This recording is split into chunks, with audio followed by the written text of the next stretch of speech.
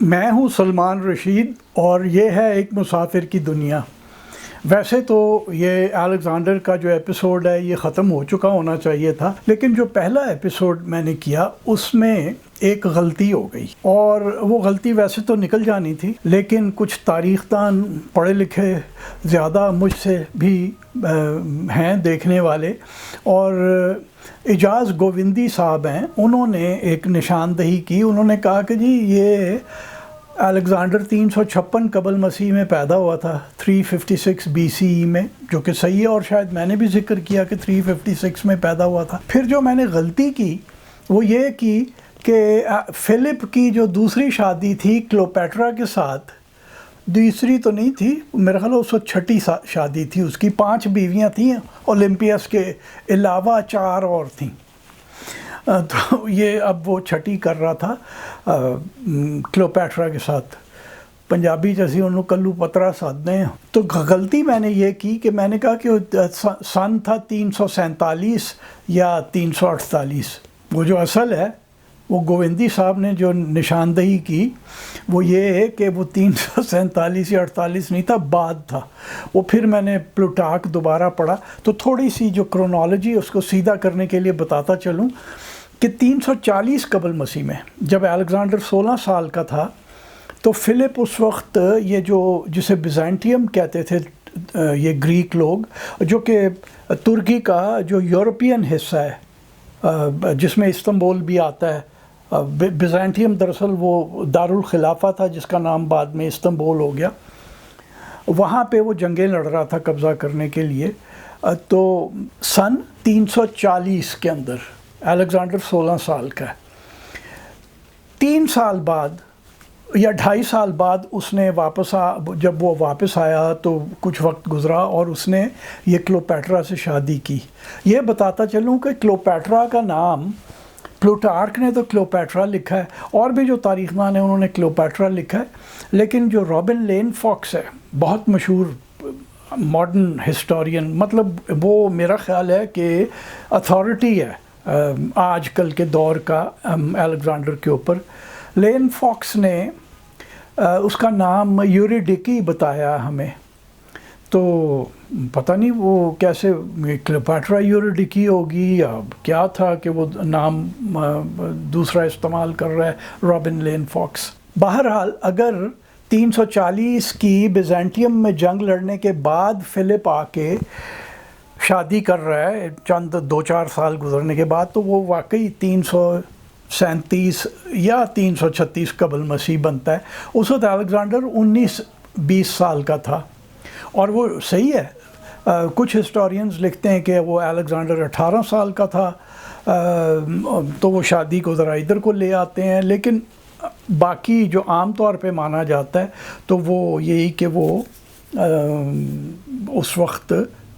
کوئی 18 یا 19 سال کا تھا الیگزینڈر۔ اور پھر وہ باقی سارا میں نے آپ کو بتا دیا کہ کس طرح پوسانیاس جس نے اس کو قتل کیا تھا، اس کی ایک پرانی گرائپ تھی، پرانی شکایت تھی اٹالس کے خلاف، وہ جو کلوپیٹرا کا چاچا ماما تھا اس کے خلاف تھی کہ اس نے کہیں اسے زودوکوب کیا تھا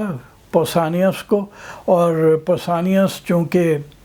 وہاں پہ یہ عام تھیں یہ باتیں، ہمارے یہاں تھوڑا سا عجیب لگتا ہے، لیکن ہمارے یہاں بھی آج کل پاکستان کے اندر بھی ایک حصہ ایسا ہے جہاں پہ یہ کام عام ہے اور فخر کے ساتھ ہوتا ہے، کھلم کھلا ہوتا ہے۔ تو وہ گریس سے شاید ان کا کوئی چاچا ماما آیا ہو جس نے وہاں پہ بھی یہ عادت ڈال دی۔ پوسانیاس ایک روایت کے مطابق جو ہے نا فلپ کا بھی لونڈا رہا تھا کسی وقت، تو اس نے آ کے جب اٹالس نے اس کے ساتھ یہ کام کیا تو اس نے آ کے فلپ کو شکایت کی تھی، اور فلپ نے کہا کہ نہیں چلو بیٹا کچھ نہیں ہے، کوئی مسئلہ نہیں ہے، وہ بھی انہوں بھی فلپ ہی سمجھ۔ تو اس کو یہ نا وہ تھی رنجش کہ میں بدلہ لوں گا۔ اٹالس کو تو فلپ نے ترکی بھیج دیا اپنا فتوحات کرنے کے لیے، تو پیچھے جو بدلہ لینے والا رہ گیا تھا وہ فلپ ہی تھا، یعنی کہ جی اس نے میری بات نہیں سنی، میری بستی کی گئی، مطلب میرے ساتھ یہ کام کیا گیا اور اس کو کچھ نہیں کہا، تو ارسطو کے مطابق، ایرسٹوٹل کے مطابق تو پوسانیس نے اس لیے فلپ کو قتل کیا۔ بہرحال جب فلپ قتل ہوا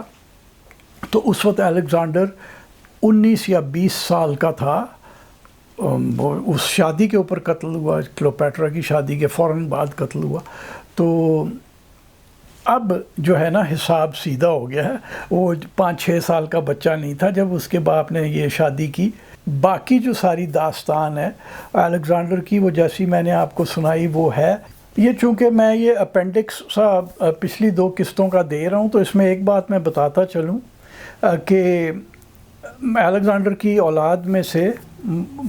لڑکا کوئی نہیں بچا تھا۔ جو الیگزینڈر کا بیٹا رخشاں سے ہوا تھا، روکسین یا رخسانہ جسے ہم کہتے ہیں، اصل نام اس کا تھا رخشاں چمکدار، جس کو یونانیوں نے بگاڑ کے روکسین کر دیا اپنی زبان کے مطابق۔ اور پھر روکسین سے جب ہم نے اس کو دوبارہ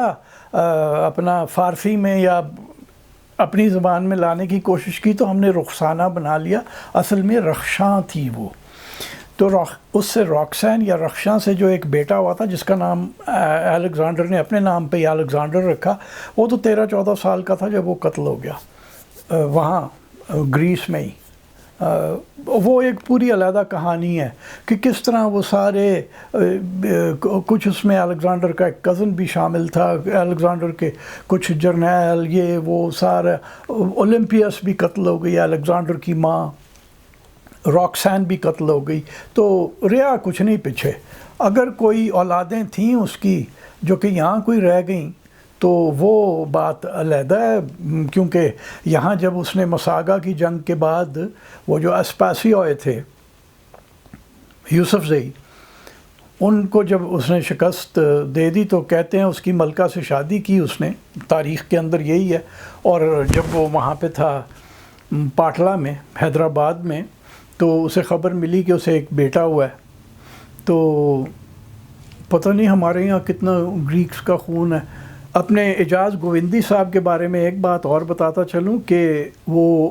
اس وقت ایک کتاب لکھ رہے ہیں الیگزینڈر کی انڈین کیمپین کے اوپر۔ وہ انڈین کیمپین جو کہ سندھو گھاٹی میں ہوئی، کیونکہ الیگزینڈر انڈیا میں کدھر گیا، بیاس تک ہی گیا، پھر وہاں سے وہ نندا سلطنت سے ڈر کے واپس آ گیا۔ تو وہ یہاں پہ ہی سارا کچھ ہوا۔ تو گووندی صاحب کی جب وہ کتاب آئے گی تو میری بڑی خواہش ہوگی کہ میں بھی وہ پڑھوں اور اس کو کسی اخبار کے لیے ریویو بھی کروں۔ اور وہ اردو میں لکھ رہے ہیں، جو کہ بہت اہم ہے بات، کیونکہ ہمارے یہاں الیگزینڈر کو ہم نے پوسٹھیومسلی، جیسے مرنے کے بعد نشان حیدر ملتا ہے نا، تو ہم نے الیگزینڈر کو مرنے کے بعد مشرف با اسلام بھی کر لیا ہے۔ ہمارے یہاں ایک عام جو خیال ہے وہ یہ کہ مسلمان سپاہی تھا جی، اسلام دی بڑی خدمت کر رہا سی۔ تو یہ ساری جو الل ٹب ہم نے باتیں بنائی ہوئی ہیں، یہ گووندی صاحب کی کتاب سے شاید حل ہو جائیں اور جے کوئی پڑھ لوے۔ ویسے ساڈے تے پٹھاناں تے پنجابیاں تے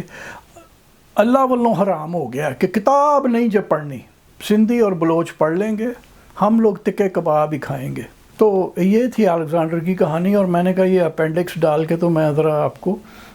صحیح کر دوں تاریخیں، کیونکہ کافی غلط تھا، 10 سال بہت زیادہ ہوتے ہیں۔